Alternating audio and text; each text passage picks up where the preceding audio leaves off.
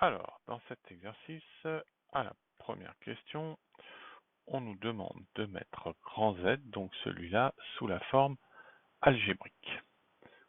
Alors, on sait que donc petit z plus 8i au numérateur et petit z plus 6 au dénominateur. Donc, qu'est-ce que je vais faire? Je vais remplacer le petit z par son expression qui est ici. Donc, x plus iy plus 8i. Ça, c'est le petit z, et le 8i, c'est celui qui est ici. Divisé par z, donc je vais remplacer ici. X plus iy plus 6, c'est le 6 qui est ici. Et le z, c'est celui-là qui vient de là. Alors là, plusieurs méthodes, mais pour le mettre sous forme algébrique, il faut faire disparaître le i du dénominateur. Donc on sait qu'il faut multiplier par son conjugué. Alors avant de faire ça, je vais l'écrire sous une autre forme, c'est une forme plutôt algébrique au numérateur, en mettant ici mon i, puisque je l'ai là et là, en facteur. Comme ça, j'ai bien la forme a plus ib. Et je fais la même chose au dénominateur. X plus 6 pour la partie réelle, plus i, y. Alors, du coup, ça devient, il faut multiplier par le conjugué, donc ça sera le conjugué de celui-là. Donc mon numérateur ne bouge pas. X plus i facteur de y plus 8. Donc ça que divise x plus 6 plus i, y. Et alors le conjugué de celui-là, c'est la même partie réelle, donc x plus 6 multiplié par le conjugué, donc moins i, y. Et donc ce conjugué-là, je vais le multiplier aussi au numérateur. Donc je vais avoir x plus 6, entre parenthèses, moins i, y. Alors là, les calculs vont devenir un petit peu plus lourds. Donc qu'est-ce qui va se passer? Je vais multiplier ça par ça, c'est-à-dire lui avec lui avec lui, cette partie-là avec cette partie-là, cette partie-là avec cette partie-là. Alors moi, ce que je fais, c'est que pour l'instant, je ne développe pas les parenthèses. Donc je prends lui avec lui, donc x facteur de x plus 6. J'ai fait celui-là avec celui-là. Ensuite, je fais lui avec lui. Alors attention, il y a un moins. Il y a un i, x, y. J'ai mis le i et le x fois le y.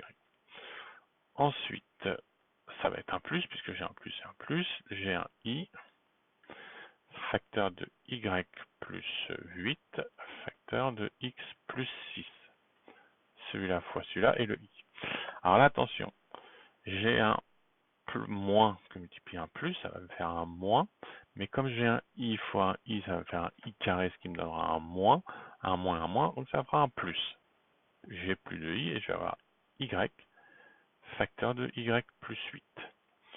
Alors le dénominateur, je me rappelle que c'est l'identité remarquable, hein, a plus b, a moins b, donc ça fait x plus 6 au carré. Alors non, c'est un moins, l'identité remarquable c'est a carré moins b carré, mais comme il y a le i et le i, ça va me faire un moins 20, donc je peux mettre plus y au carré.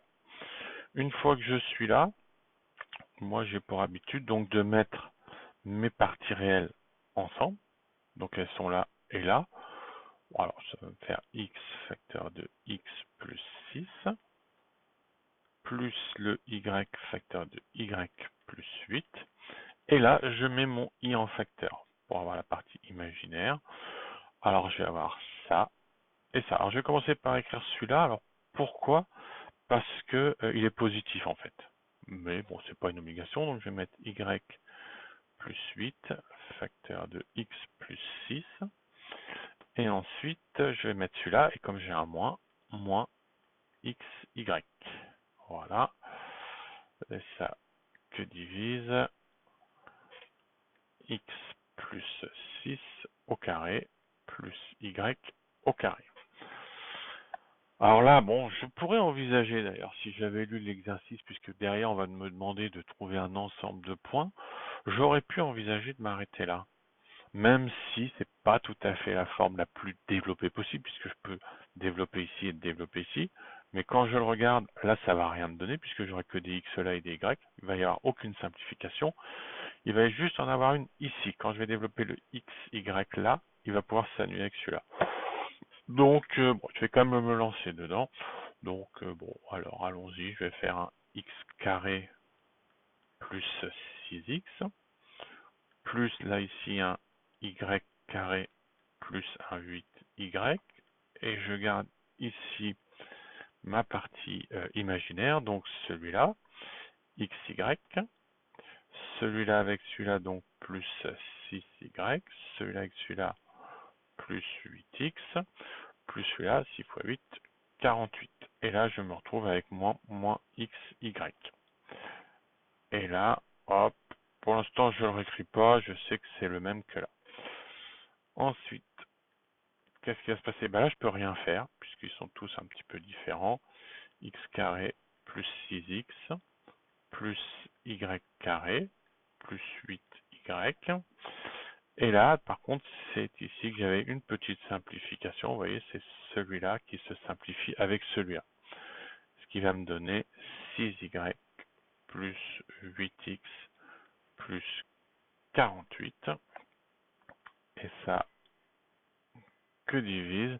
Alors, par contre, je vais le réécrire, parce que c'est un petit peu la réponse à la première question, ma forme algébrique. Donc voilà pour la forme algébrique. Alors, dans la deuxième question, on me demande l'ensemble des points pour que grand Z, donc celui-là, soit un imaginaire pur. Donc ici, j'ai l'écriture algébrique. Imaginaire pur, cela signifie il faut que la partie, donc ici, la partie réelle, alors c'est ça que divise normalement, puisqu'elle devrait être cassée en deux, la fraction, mais on sait qu'un dénominateur ne peut pas être égal à 0, donc il faut que la partie donc numérateur de la partie réelle soit égale à 0. Donc ça se traduit par x au carré plus 6x plus y carré plus 8y soit égal à 0. Si ça, c'est égal à 0, ça veut dire que dans mon grand Z, j'aurai 0 plus i fois quelque chose que divise un nombre, ça me donnera bien un imaginaire pur. Alors là, maintenant, ici, par habitude, quand vous avez du x carré et du y carré, vous n'avez pas de xy, il faut penser à une équation de cercle. Alors, équation de cercle, il faut se rappeler qu'elle ressemble à ça, c'est x moins x0 au carré plus y moins y0 au carré égale le rayon au carré. Donc mon objectif, ça va être de mettre cette écriture-là sous cette forme-là. Alors comment je vais faire?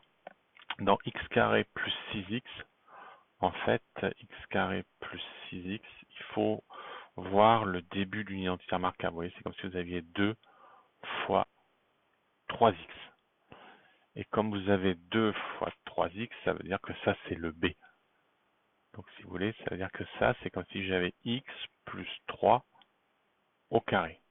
Alors je m'explique, si j'ai x plus 3 au carré, ça va bien me donner a plus b au carré, ça fait a carré, plus 2ab, donc 6x, et normalement c'est plus b carré, donc plus 9. Alors moi le 9, je ne l'ai pas dans cette expression-là. Par contre, dans celle-là, en écrivant ça, je fais apparaître un plus 9. Donc pour le faire disparaître, le 9, je mets plus 9. Donc si je fais x carré, enfin x plus 3 au carré, moins 9, vous voyez, en rajoutant ici un moins 9, ça me donne bien le x carré plus 6x, c'est bien ce que j'ai ici. Alors là, il va falloir faire la même chose. Alors je vous laisse réfléchir, mais là, ça fait donc un y. 8y, c'est 2 fois 4, donc plus 4 au carré. Alors c'est pareil, le 4, ça va me faire un 4 fois 4, 16. Ça va me ramener un 16 en trop, donc je fais moins 16 égale 0. Prenez bien le temps, n'hésitez pas à mettre en pause pour réfléchir sur ce que je viens de faire. Alors une fois que j'ai ça, ben oui, je commence à approcher cette méthode-là. Il faut que je garde mes parenthèses au carré et passer les nombres de l'autre côté. Donc je vais faire x plus 3 au carré, plus y plus 4 au carré. Alors, et après, je fais passer le moins 9 et le moins 16 de l'autre côté. Donc, ça va faire 9 plus 16, c'est-à-dire 25, soit 5 au carré.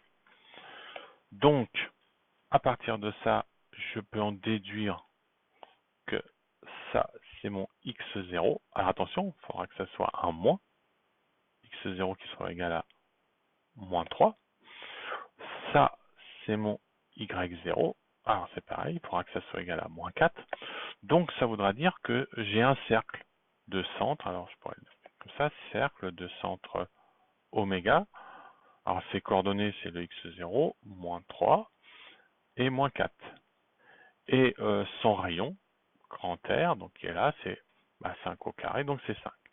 Alors, par contre, une fois que vous avez fait ça, attention, je vais le mettre en rouge, c'est pas fini. Il faut toujours regarder, est-ce que vous n'avez pas une valeur interdite? Dans l'énoncé, on vous avait dit que z, donc petit z, devait être différent de moins 6. Donc moins 6, il faut toujours se poser la question, est-ce que ce point-là ne fait pas partie du cercle?